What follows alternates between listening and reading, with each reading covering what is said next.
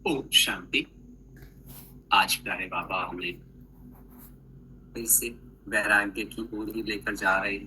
जैसे कई दिनों से बाबा की वाणियां चल रही हैं कि हम सभी क्या करना है, जिससे भी हमारी प्रीत छुटी हुई है इस दुनिया में, उन सब से प्रीत हटानी है। आज भी बाबा हमें वही कहते हैं कि बच्चे, ये दुनिया बिल्कुल समाप्ति के ढेर पर खड़ी हुई है।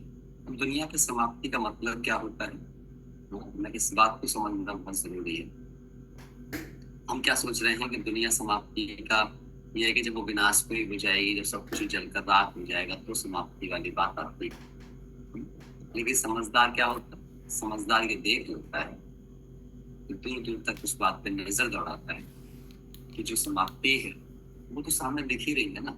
डे बाई डे समाप्त हो रही है। कोई चीज जब खत्म होती है, आप कभी भी चीज देखें, राजाओं की राजाई गई, किसी की कोई चीज गई, तो एक दिन में खत्म होती है क्या? धीरे धीरे खत्म होती है। एक दिन पता चलता है कि इंतकाल हो गया। अब तो ये इंतजार करता है जब सब कुछ खत्म हो जाएगा तो हम हो जाएंगे तैयार। तैयार कैसे हो जाओगे? इसलिए बाबा बार बार जागृत करने के लिए कहते रहते हैं। और देखो, बाबा जब से कह रहे हैं, क्या तब से दुनिया के हालात वर्ष वर्ष और वर्ष नहीं होते जा रहे? चरित्र के स्तर पर देख लो आप, प्रकृति के स्तर पर देख लो आप, इंसानियत के स्तर पर देख लो आप, संबंधों के स्तर पर देखो आप, संस्कारों किसी भी स्तर पे जाके देखो। अगर आप 1936 से लेकर के जब बाबा आए हैं और तब से लेकर आज तक का पूरा सफर उठा के देखो, दुनिया की गिरावट का काल देखो। आप ये देखो, हम गुलामी के दौर में जब थे तब की स्थिति को देख लो और उसके बाद की स्थिति देख लो। हम आजाद होने के बाद भी हम कितने आजाद। पहले हम बाहर से गुलाम थे, हाँ, आत्मा से फिर भी मजबूत होते थे। आज हम अंदर से भी गुलाम होते जा रहे हैं, अपने आप भी गुलाम होते जा रहे हैं। तो बाबा यही बात हमें समझा रहे हैं कि बच्चे, दुनिया समाप्त होने के कगार पर आ चुकी है, तुम्हें तो इस दुनिया से कोई लेना देना नहीं। एक और बात मैं आपसे बताऊंगा इसमें विशेष रूप से लेकर के, हमें हमेशा क्या करना चाहिए बैठ करके। मैं तो ऐसा करता हूँ, बड़ा फायदा होता है करने से।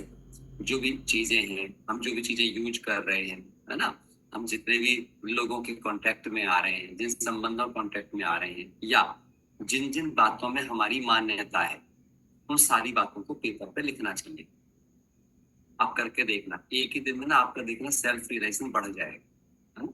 चाहे तो आप व्यक्ति हो, वस्तु हो, वैभव हो, आपकी जो भी मान्यताएं हो, आपको जो बात ठीक लगती हो कि भाई ये बात तो मुझे ठीक लगती है, ऐसे, या ये कार्य ऐसे ही होने चाहिए, तो अपने आप का जो भी आपका एक सोच का दायरा है ना, उसको आप पेपर पे लिखना। और फिर अपने आप से एक सवाल पूछना, क्या ये तरीका मुझे सच में देवता बना सकता है? क्या ये एक देवता के सोचने का तरीका होगा? क्या बाबा ने दैवी गुणों में इस तरह की सोच को रखा है?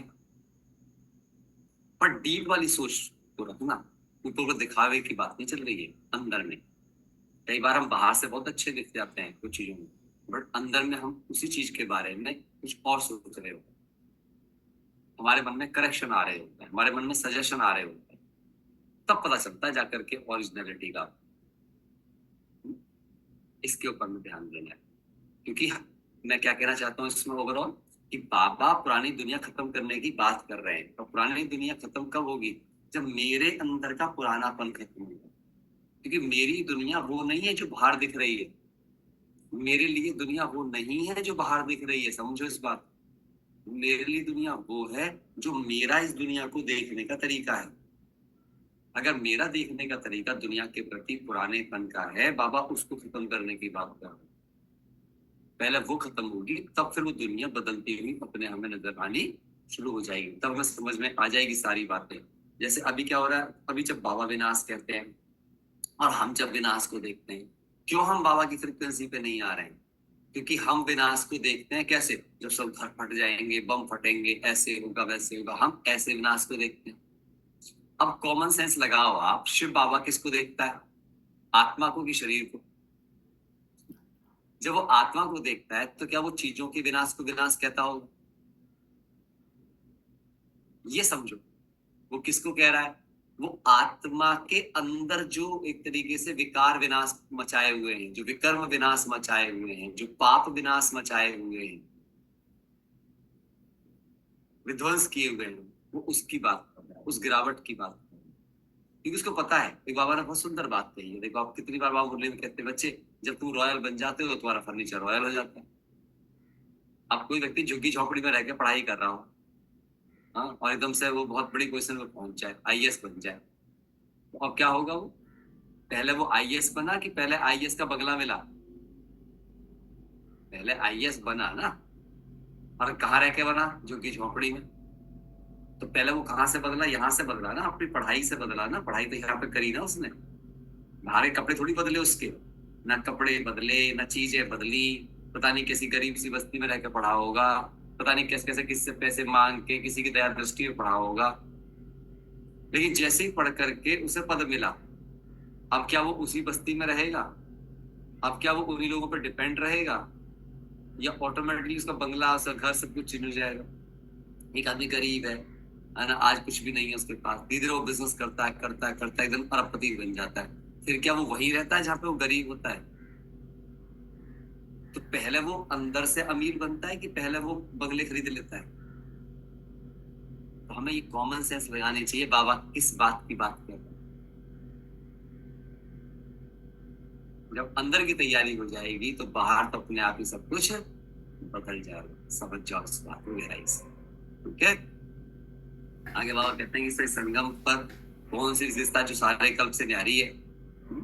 तो बाबा कहते हैं ऐसी पढ़ाई है, पढ़े अब रहे हैं, प्रारब्ध अगले जन्म में मिलेंगे। बाकी दुनिया की पढ़ाइयाँ कैसी होती हैं? यहाँ पढ़े यही पद मिल जाएगा, पास फेल यही हो जाएगी, जो कुछ भी होना होगा। नहीं भाई, आप इसी जन्म में पढ़ते हैं, इसी जन्म में नौकरी लग जाती है, इसी जन्म में अपना एंजॉय करते हैं, चले जाते हैं। लेकिन ऐसा तो होता नहीं कि मैं अभी शरीर छोड़ दूं तो मुझे अगले जन्म में फिर से ABCD नहीं पढ़नी पड़ेगी। अगले जन्म में जाऊंगा फिर मेरे को ABCD पढ़नी पड़ेगी। मैं तो शुरू में ना, अब तो क्या समझ अलग तरह की हो गई।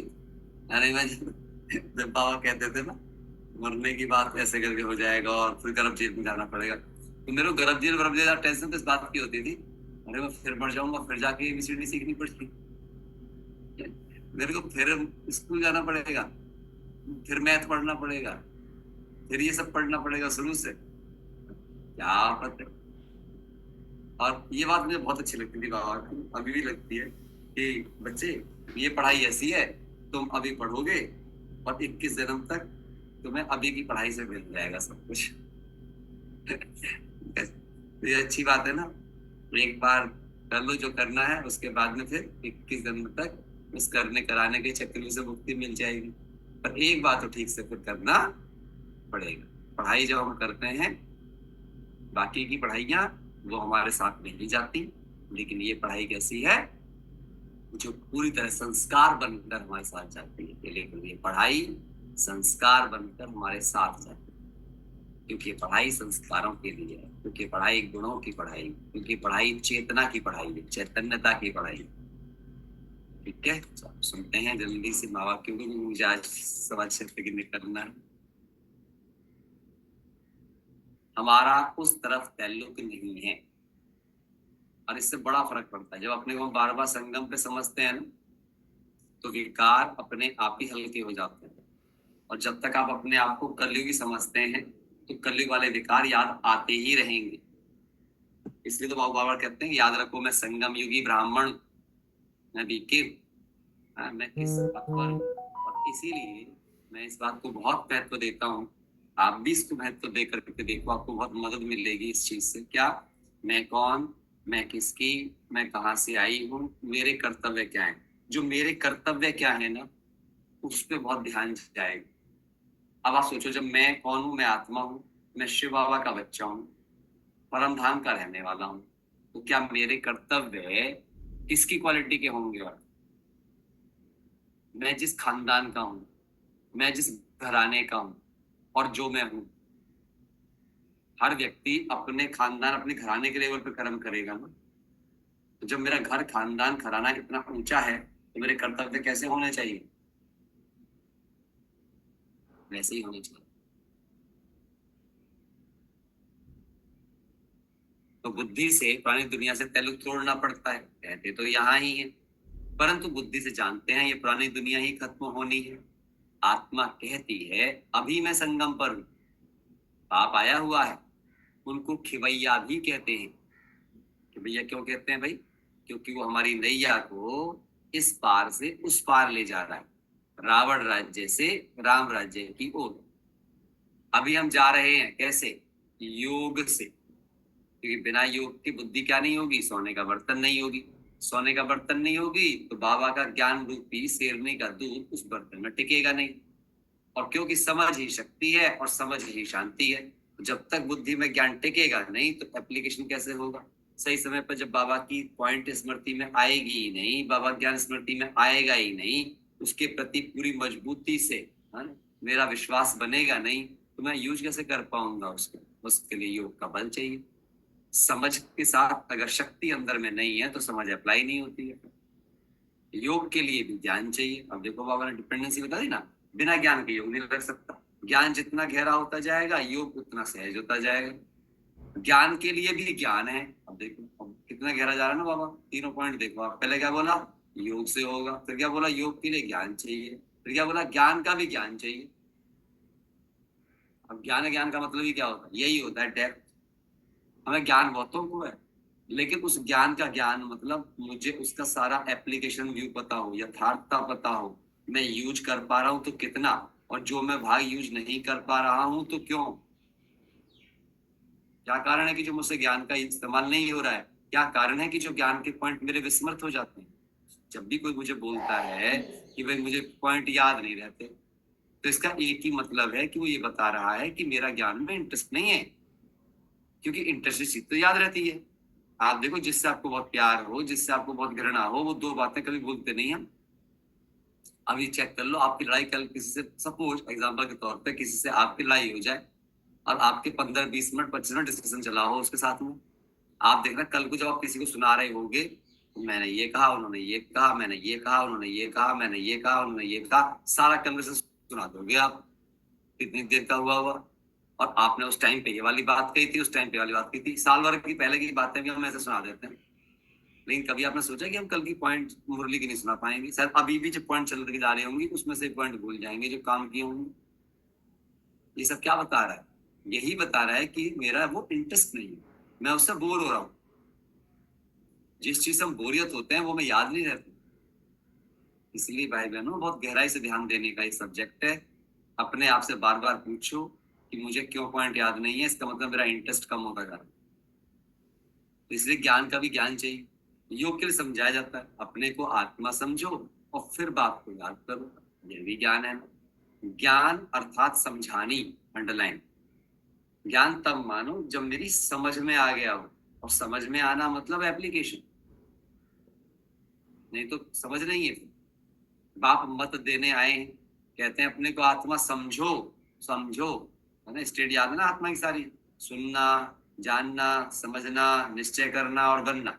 ये बार बार याद दिलाया करो अपने आप को हर रोज, मैं कौन सी स्टेज में हूँ।